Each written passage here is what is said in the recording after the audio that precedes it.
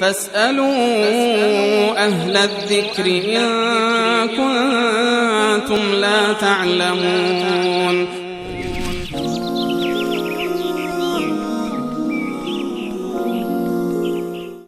بیننده گرامی، شماره اخیرشون 698 پرسیدن که اگر کسی بگوید من مسلمان هستم و مذهبی به نام شیعه و سنی ندارم و به این دو مذهب اعتقادی هم ندارم، آیا این حرف گناه دارد؟ اگر بگوید من مسلمان هستم فقط این اسم را، یعنی بحثش روی اسم باشه که من اسم شیعه یا اسم سنی رو بر خودم نمیگذارم، اینو باید نگاه بکنیم به این که تعریفی که اینها از اسلام دارد چی هست.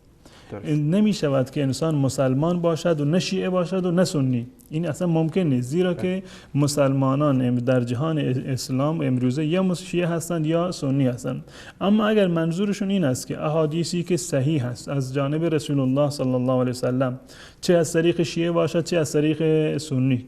که اینو